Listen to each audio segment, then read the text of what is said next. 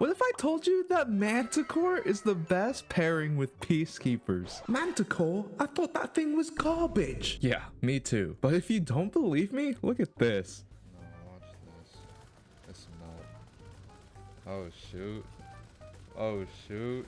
Oh shoot. Yeah, that's pretty insane. And if you want to know how to sever everything, a whopping 4 times damage increase while having volatile rounds, radiant, frost armor, and void overshields, while absolutely carrying your team in activities like expert onslaught, make sure you keep watching till the end of the video. You see, a couple weeks ago, Bungie made Peacekeepers the lucky pants for Titans, but with SMGs. Essentially, when you're shooting a target and get 20 stacks, you get a whopping 100% damage boost that lasts for 1 second. And the thing is that this second can be refreshed at any time once you hit them with the SMGs. But now that I've explained to you how Peacekeepers work, you might be wondering why Manticore? Well, if you don't know what Manticore does, I don't blame you. But if you need a refresher, basically you shoot someone to build up these stacks, and then you can go in the air and fly. Now I'm gonna lie to you, I had the Manticore catalyst before recording this video, and this catalyst is what makes this gun special. This catalyst gives you a void overshield while you're in the air and shooting people, reduces the combatant's accuracy while also returning ammo to your mag. On top of that, its exotic trait is that dealing damage while airborne increases this weapon's damage output. So you can kind of see where the synergy between Peacekeepers and Manticore are. Doing more damage in the air, get a void overshield in the air, the combatants become less accurate when you're in the air, and you're getting more ammo in your mag, so you can do more damage for a longer period of time. But you can do even more than that with the Prismatic subclass that I'm going to show you right now. Starting off with the super. And the super that we're going to be using is Twilight Arsenal. Now the reason that I'm choosing this is because 1, it's a pretty good super, and 2, it works really well with the artifact perks that we have now, especially the one called Power from Pain, where rapid final blows against weakened combatants grant you Devour. Our super weakens and it can clear a whole crowd, which will give us Devour for free every time we pop this thing. For the class ability, it doesn't really matter what you use, and same thing for the jump. Now, I would say the best melee option is going to be Shiver Strike. Now, if you didn't know, Shiver Strike got changed to where now it refunds 80% of its melee energy on whiff.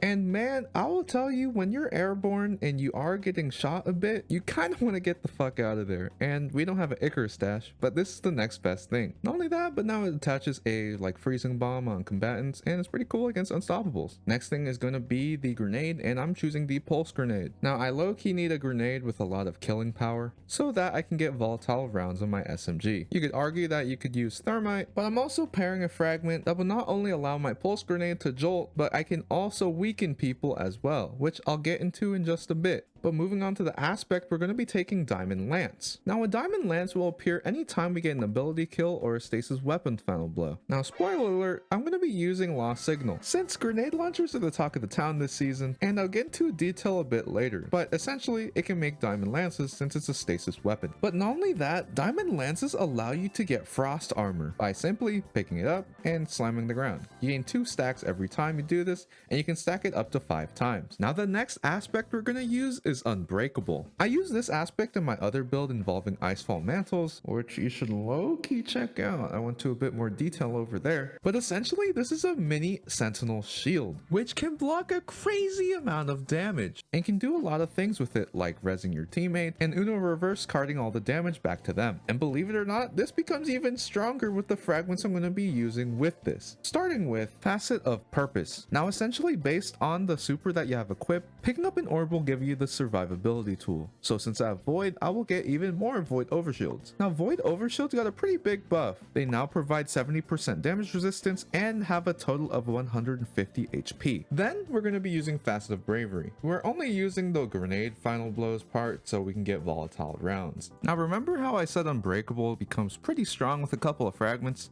This is one of them. Since now we can proc volatile rounds in 2 different ways. Want to just Yao Ming one downtown just to get volatile rounds? You can do that. Or are people just too close in your space and you want to just blow them up? You can also do that. Unbreakable counts as a grenade, so we can use this to proc volatile rounds outside of just the pulse grenade. Next, we're using Facet of Protection for well, protection. But I mean, we're using an SMG, so you could probably imagine that we're going to be up close in everyone's business, so we might as well take less damage while we're doing it. Now, I would say that the best fragment for this build is this Facet of Solitude, since not only are we doing way more damage to the opponent, but by landing precision hits to the enemy, we can sever them and make them do less damage to us. This can also help us build some Transcendence energy, as we are low-key lacking a bit on the dark side. The next one's going to be Facet of Dawn, so that when we land a Shiver Strike, we can get Radiant. And honestly, I just like seeing a way bigger number, as Radiant and then the Surge and then Manticore perk and then Peacekeeper perk are all stacking with each other. So it kind of just making my Ooga Booga brain go brr.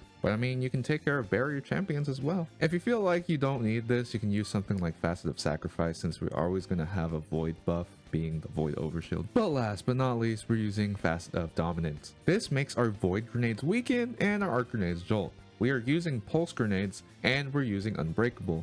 Unbreakable counts as a void grenade, so anything in front of us is also going to get weakened, which in turn makes us have a higher chance of getting our volatile rounds. And if you remember, our artifact perk Power from Pain gives us Devour from rapid final blows against weakened targets. So if we don't manage to kill them and get volatile rounds, all of them are going to be weakened, and then you can just blow them up with a grenade launcher and get Devour. So there's a bunch of synergy with the artifact perk, the fragments, and the aspects. But now let's move on to the weapons of choice, with the first one being Lost Signal. Now, Lost Signal is basically a stasis wither horde, and I would say the most important part is having auto-loading holster on this. Now, if you didn't know, Peacekeepers also basically has auto-loading holster for submachine guns, and it takes literally 1 second. And I found that when you fire a load of Lost Signal into your enemy, your Manticore is going to be ready to be shot with. And then by the time you shoot your Manticore mag, your Lost Signal is already auto-loaded. So it's like a never-ending cycle, and you never have to reload. For the next one, it's going to be Manticore, obviously, as we need a submachine gun for Peacekeepers to work.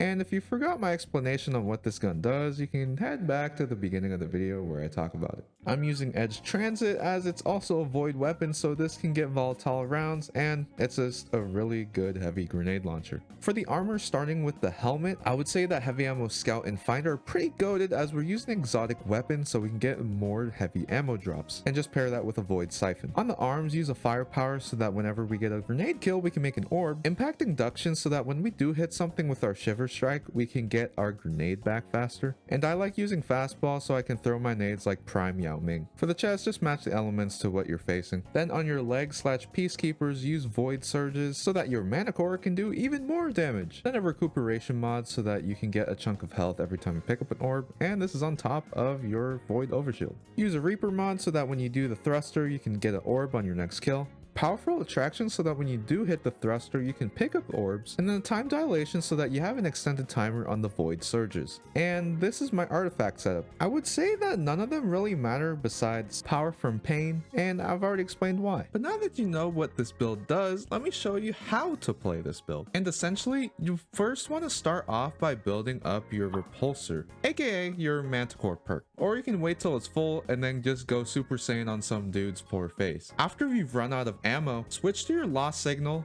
dump that on him, and then by the time you're done dumping, you can switch back to your Manticore, which will be fully reloaded, and you can build up your stacks, or if you still have some leftover stacks, you can just float up in the air and do that all over again. Fun fact is that while you're in this Repulsor mode, you can throw nades and abilities while still floating in the air. While you're doing that, you can throw your Jolt Grenade, or if you're really getting pieced up in the air, you can Shiver Strike away, or if you have your grenade charge, you can hold it to have your Unbreakable shield so that you can chill out for a second. Then you can blow your shield on some poor dude's face, get volatile rounds, and just kill everything. And like I mentioned before, if they didn't die and you just did that to a group of ads, they're all weakened. You can kill them all with your Lost Signal and then get Devour, and then you really just cannot die. And since Lost Signal is a stasis weapon, it makes a diamond lance, and you can use that to get frost armor. Same thing with your super. You can honestly just use it to get Devour really quick, just throw it in a lob of enemies. They're all weakened, and then they'll die to the axe, and then you have free Devour. I'd also like to remind you that you're severing the guys so they can't do as much damage to you.